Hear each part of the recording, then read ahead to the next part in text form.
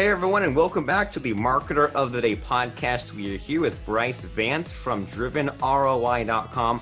Bryce is the CEO and the founder of Funnel Driven. He is a lead strategist. He is an app development strategist. He is an expert on data-driven behavior. We are going to talk today about tools in your business, developing systems, converting leads, all those things that we need to do to make money, have a consistent machine, and have something that kind of runs itself. And that way we can just focus on what we want to, things can grow on their own. And we will be talking about funnels. So Bryce, glad to be talking to you.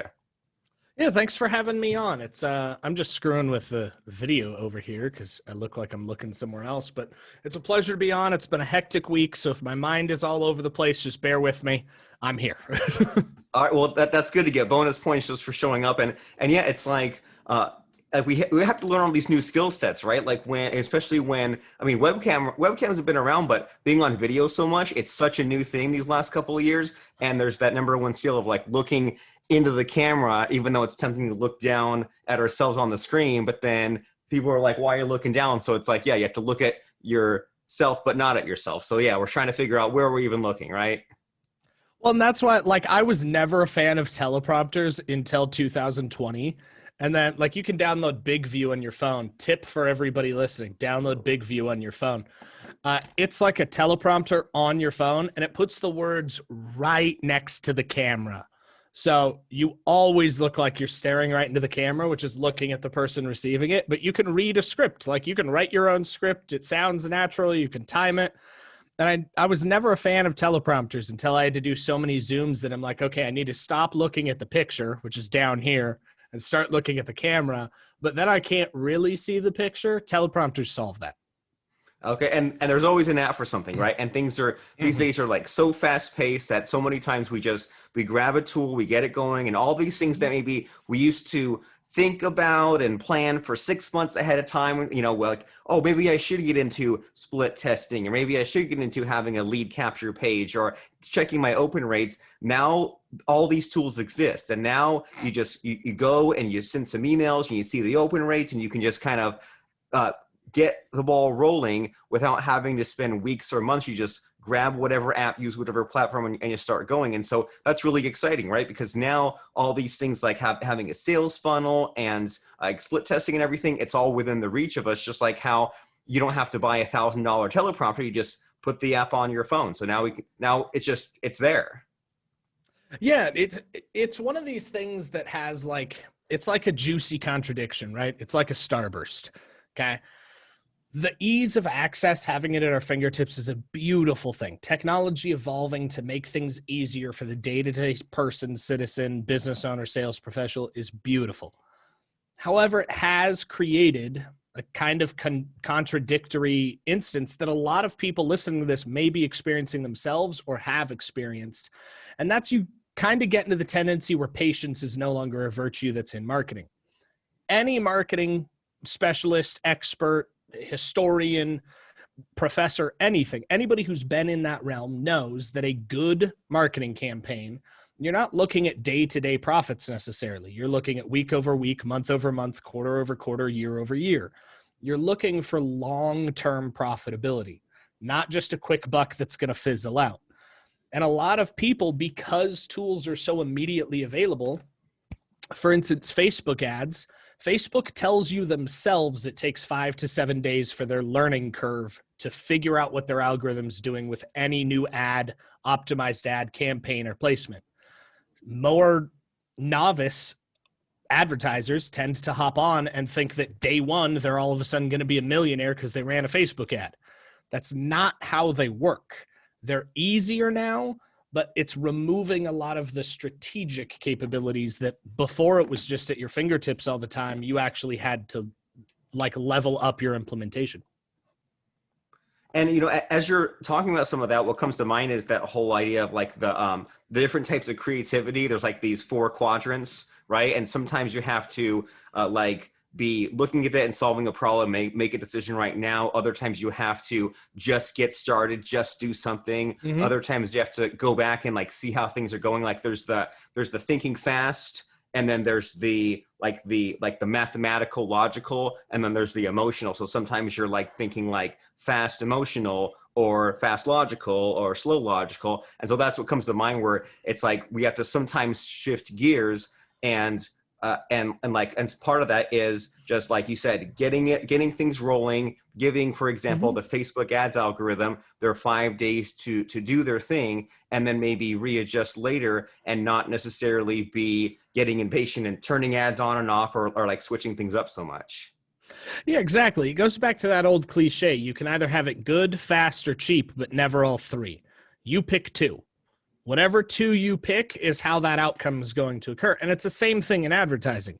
Can you do something fast and cheap? Yes, it just probably won't be the best quality. Can you do something good and fast? Yeah, but it's probably going to cost you a little bit more ad spend.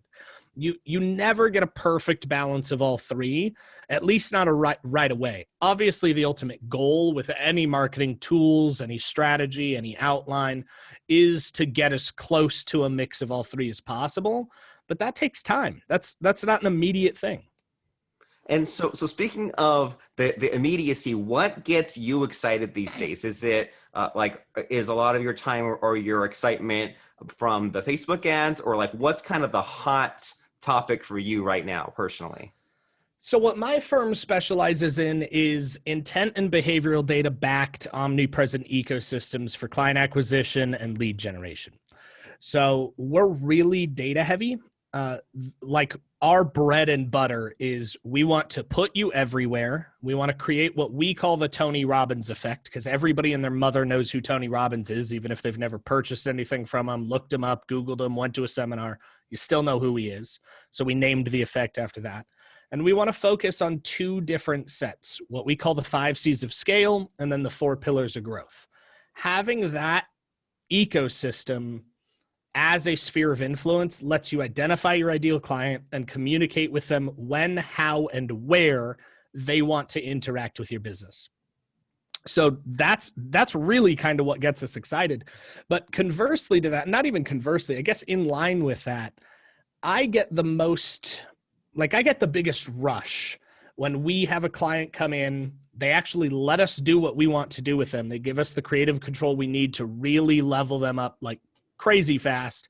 And we launch it and we see them start like wildfire. When we see ROAs coming in, I think we just did an e-com campaign that we started like a month ago, and we got them up to 27 times return on ad spend in their e-com profile. They went from like 12 to 27 in less than a month. And that's exciting because we know we're directly tied to the capability for them to now hire more people, put more money and the exchange of velocity of money into the economy, impact lives. Holiday season's coming up so they can get gifts, spend time with their family. They've circulated that money. So it doesn't just help them. It doesn't just help us. It helps everybody. So I mean, that's kind of a tall order, right? You're talking about like all this return on ad spend and all this like omnipresence. And so can you kind of break down maybe this e-com client or some other client, like what even happens? Because like even whenever this term omnipresence gets thrown around, I get overwhelmed just thinking about it, right? I think about like retargeting here and banner ads there and like setting up on all these weird third-party ad platforms and like YouTube, Google, Facebook. I'm just like, it's so much. So like, I mean, where does your team even start with this? So I'll do you one better. I'll give you a hypothetical, but I'll kind of run you through the way that anybody listening to this could actually start their omnipresence today. You don't need a large budget. You don't need a ton of people. You don't need a large team. You don't need 400 hours a day to do this. So there's a few tools that I'd recommend you do to set this up properly. Obviously, you need social profiles. Facebook, Instagram, LinkedIn, YouTube, and then your Google login are the biggest platforms that you'll probably use. A lot of people like Twitter. You can use Twitter too. It's got a pretty good growth algorithm. And if you're in e-com, TikTok and Snapchat are your best friends right now. Make a profile on them.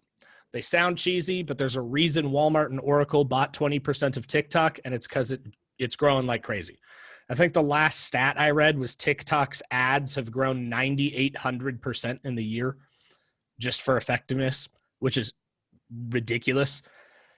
Now, for anybody wanting to do omnipresence, it sounds like a tall order. And to do it really at scale, it is. It takes a lot of man hours, a lot of time, a lot of content. That doesn't mean you can't start this at home. If you have a smartphone and an internet connection, you can download the Later app for Instagram. It will let you schedule and automate Instagram posts in its native format. You can go and get a Buffer account or oneupapp.io. It's one of the ones we use, and that lets you automate all your other social media profiles.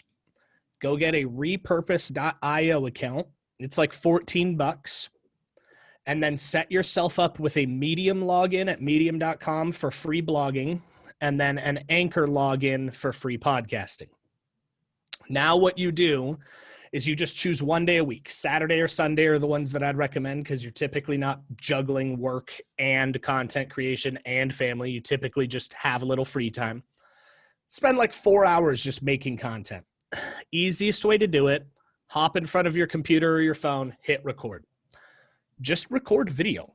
It has audio with it, but record video of things that your audience would like to hear. If you're a real estate agent, talk about home beautification, talk about the real estate market, show off some homes, talk about your neighborhood, talk about the community. If you sell spatulas, talk about kitchens, talk about food, whatever it is, you want to think of your business as right here, and then anything your consumers care about as a sphere around your business. Anything in that sphere, talk about on video. Then you're going to transcribe that. You can go to ollie.com or rev.com and you can transcribe for like 10 cents a minute. For less than $100, you can have your video transcribed from video to text. There's a blog post, as well as about 15 social media posts. You can extract the audio just by downloading the audio file from your phone. Now you've got a podcast. Upload that to Anchor. Go into repurpose, tie in all of your social media networks, and tell it to do auto. So that way, if you upload a Facebook Live video, you upload a video to Instagram, LinkedIn, it will extract it and push it to your other networks. And then hop in, go to Buffer or OneUp app and schedule posts from the content that you just created and had transcribed. So you do 1 to 3 posts a day, and you've got an entire week to a month's worth of content omnipresent across the internet that took you 4 hours on a Saturday. That's so cool. I mean, I think like half of the websites you mentioned in there, like even I hadn't heard of. And so, and especially repurpose.io, because there's been so many times where I have to set up Zapier triggers and it was a whole mess. Like this sounds amazing. And I like how you said, and most of this is free or low cost, right? Medium, boom, free blog, Anchor, free podcast. And yeah, it's like we started off saying like how amazing the current internet is, where there's all kinds of like free tools you can get started. And I mean, the internet's fast, the storage is cheap. I mean, remember back in the day when all you had was a flip camera and it would store like 10 minutes on it and you had to like plug it in and transfer it. Now it's just boom, record, and like video is easier than anything else. It converts to everything else. And so, yeah, that was a really cool list, and maybe people will have to go back and play that again and again. And it's one of those things where so many people won't do it, right? So many people, like, they can find these websites, and so many of the interfaces are easy. You log in, you figure out how to upload. If you get stuck, you go find some YouTube clip. This all can be done, but so few people do it. So, I mean, why do you think that is? I mean, why do people like go in with the best of intentions and on that Saturday they go and make that content? Why do people not stick with this, even though it's so important and like takes a while to build it up? I mean, what the heck? Well, before I answer that question, I do want to add to my last statement. And it's because I forgot to answer this question. You had mentioned retargeting, ad placements, and banner ads. Google will handle your Google Display Network, Smart, Intent, Affinity, and YouTube pre-roll, mid-roll, and post-roll ads for you. All you have to do is copy your analytics code. It's in your tag manager. If you go to your Google admin profile, it's really easy to find. There's even README docs in Google Help that will help you find that. Facebook, once you're in Facebook, just set up a pixel and then go in and set up an ads account. It will handle your Instagram and your Facebook. If you put that pixel and tag manager, those two codes, on the same website or landing page, doesn't matter how good the site is as long as it's one objective. Now, obviously, the better site you have, the better results you're going to get. But as long as you remove shiny object syndrome, your omnipresent content's working for you, Now anybody that's seen it, you can retarget with ads based on whatever offer you think they'll like everywhere on the internet. Doesn't matter where they go. They could go and open iFunny on their iPhone or play a mobile game like, I don't know, Angry Birds, and your ad will show up in the banner unless they've paid for a pro version of that app. So it's not complicated to do things yourself. The difference is you're going to get a completely different result starting doing it yourself than you will if you hire a professional. The best example I can give you is, can you build your own house? 100%. Would you rather hire a professional contractor, an architect that's been doing it for years and can guarantee the result you want? Yes. Okay.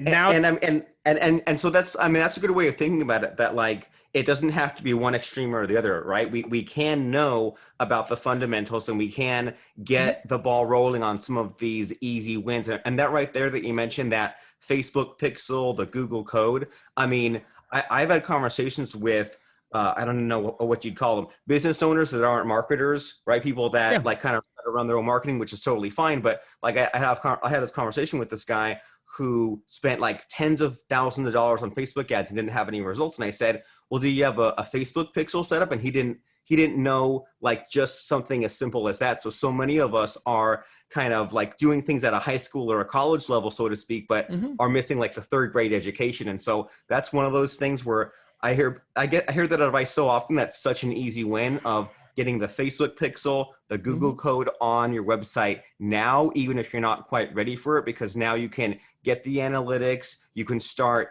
capturing the cookies already, so that way you can retarget people later. I mean, even just some of these just easy wins to get set in place is something that like we can, like you said, on a Saturday, just get some of these things in motion.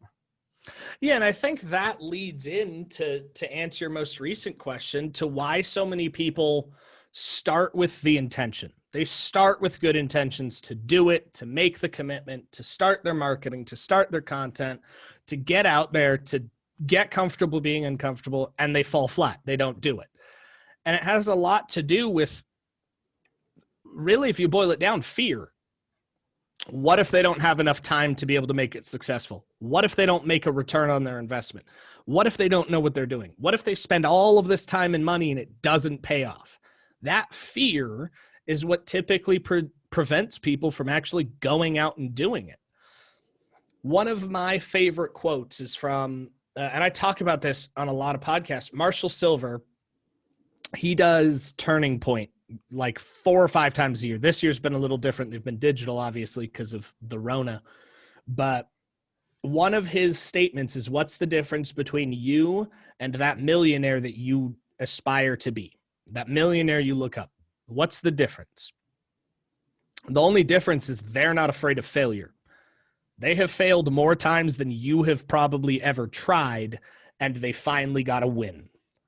So his statement is, fail forward fast. If you fail, do it fast and move forward. Continue that process. If you accept failure as an option and you accept it as a learning opportunity, you no longer lose. You either win or you learn, and it helps you progress one step forward to that win you're looking for. It's the same process with social media and content. Nobody opened their eyes one day and was like, I'm going to get on 500 podcasts and crush it.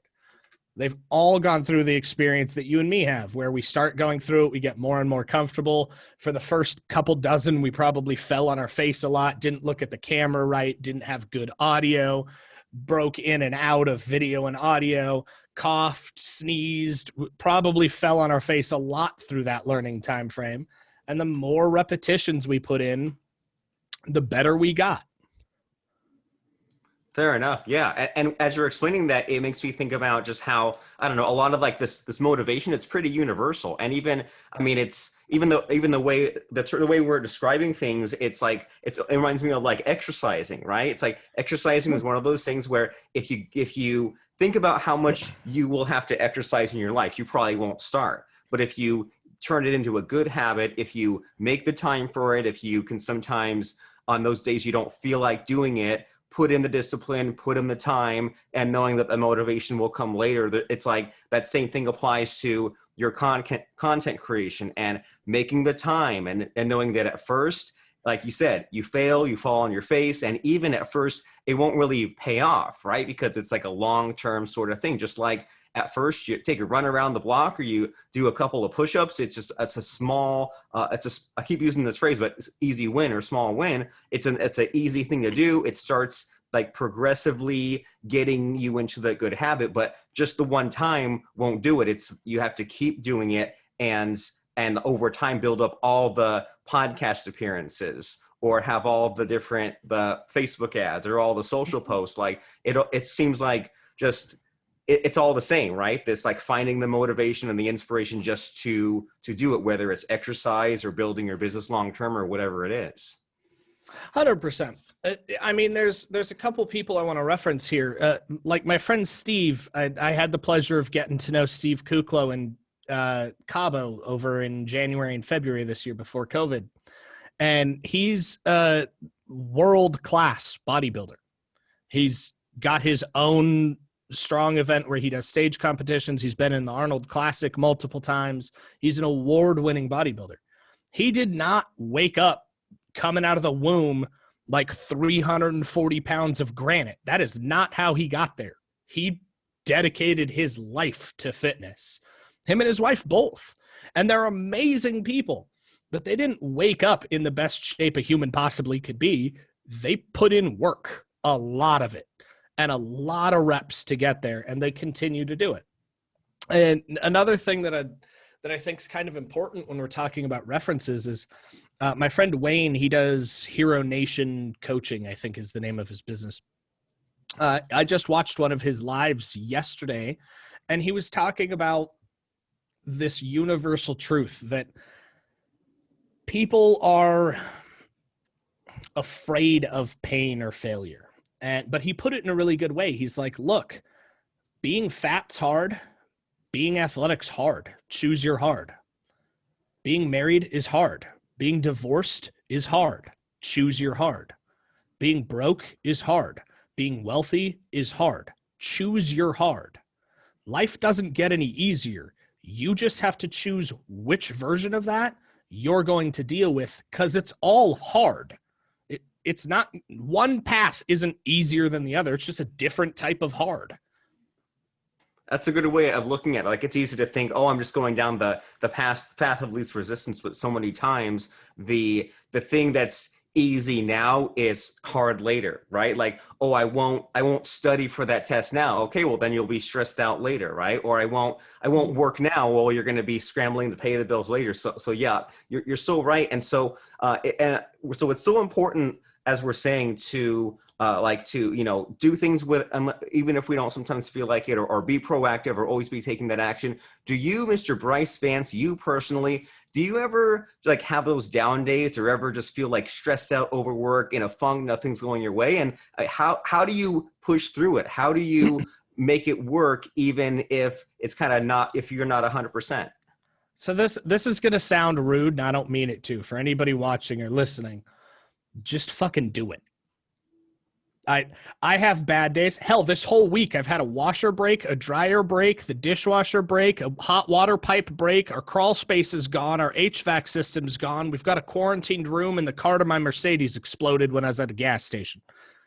All within like 10 days. I'm still here. Just fucking do it. You avoiding your problem is not making your problem go away. If anything, it's just delaying you having to deal with your problem.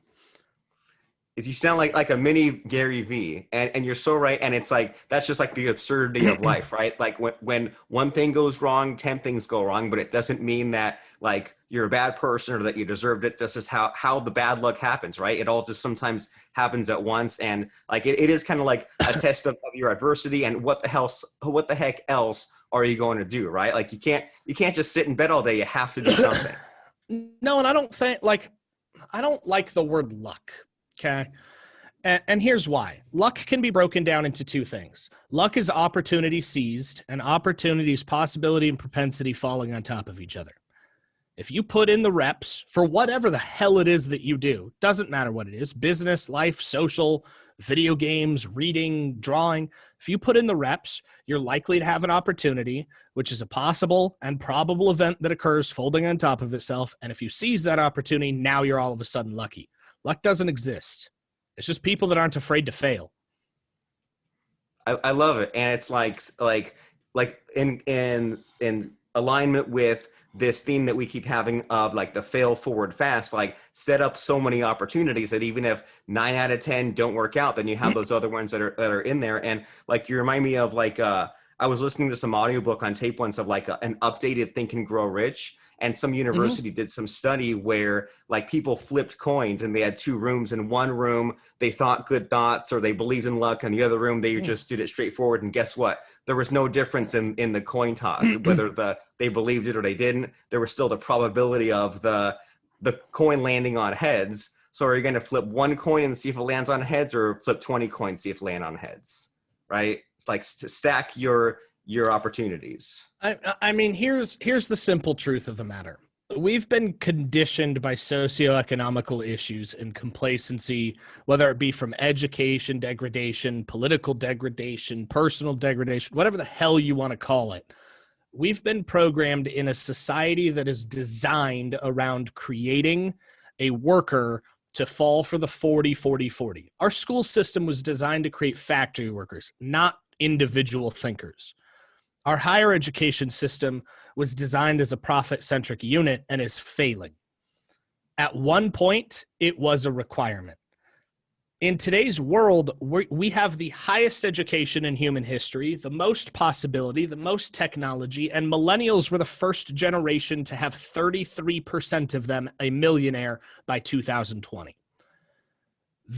There is no excuse for you not to try and do something. Most of us are conditioned that when we see an opportunity, we think it's a scam. MLMs are a perfect example of this. Direct network marketing.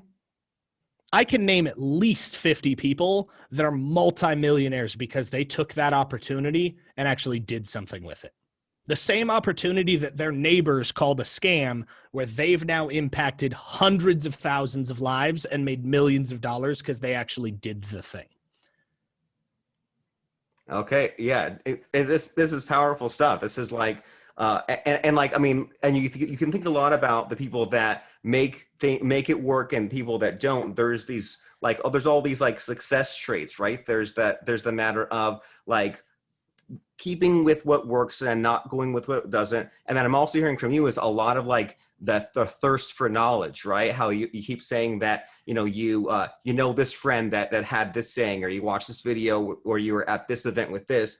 And yeah, I'm in complete agreement with you here that it's easy to squander your, like the good hand you're dealt. I know that you don't like the luck, but we see people where they have all the good things happen to them and they just throw it all away, and other people had to kind of struggle and earn for what they went for. So these are all good things to think about, and I'm in complete agreement, but we can't be here for hours on end and want to keep people hungry for ways to contact you and your company to get this omni-channel presence set up, or at the very least get it started themselves, and then talk to you and your team about these funnels. And heck, if people want to know about your kind of enlightened, futurist, like entrepreneurial like path in life to follow, where can they keep on this crazy, in a good way, crazy train? I think so. A couple things. Anybody who wants help that needs to kind of look at setting up omnipresent sales funnels, marketing, web developments, whatever, before you contact me, go to www.drivenroi.com, fill out the form. You'll get a free PDF that's called The One Funnel to Rule Them All and the 3 Core Funnels for Business Success. It is a walkthrough from step 0 to 100 to help you build a sales funnel that converts your traffic into buyers. Second, if you want help with doing that, or you want somebody to do it for you, if you go to workwithfdllc.com, www.workwithfdllc.com, fill out that survey. It's an ask format, so we need to know where you're at, if it's a new business, what you're doing, what you're not doing, and schedule an appointment with either myself or one of my staff. We're happy to answer any questions you have. That's what we're here for. And then lastly, if you want to get in contact with me so that we can help you thrive, not just survive, hop on over to linktreebryce.phonesites.com. That's linktreebryce.phonesites.com. And all my personal social profiles are there and a quick bio about who I am. One important note, I have not updated that bio yet. It says title pending for my book. My book now has a title. It releases, I think, 2021, but it's called How Prolific Mistakes Make Prolific Profits, and it should be available on Amazon soon.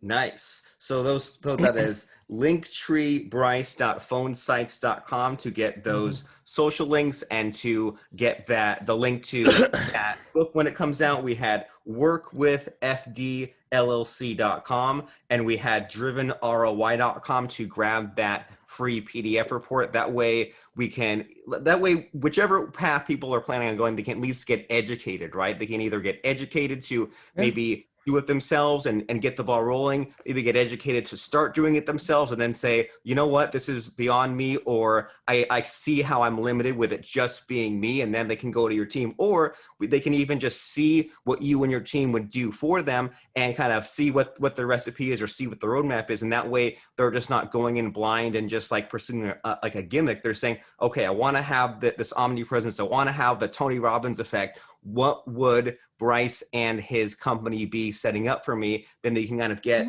the information there and not get overwhelmed and not get lost and not fall into that trap of getting a good idea and knowing what you want, but then letting life get in the way, letting the busted washer get in the way, or letting the gas tank explode and get in your way. Next thing you know, it's been 6 months, it's been a year and a half, and you're like, well, shoot, I wanted to have that Tony Robbins effect and be the next Marshall Silver with his sparkly jewelry and his blue M&Ms. I wanted to be at that level, but I let other things get in the way. So it's important that everyone here, right now, even before you're done listening to this podcast, load up drivenroi.com on your phone or on your browser and download the PDF and at least like have it open. And even if you're going to bed or logging off at the moment, then have that PDF open first thing when you wake up. So that way you don't just let these things slide. And that way you can pursue a lot of the good ideas that we've been talking about on this podcast. So people need to be heading to drivenroi.com. Oh yeah, we'll have a minute to still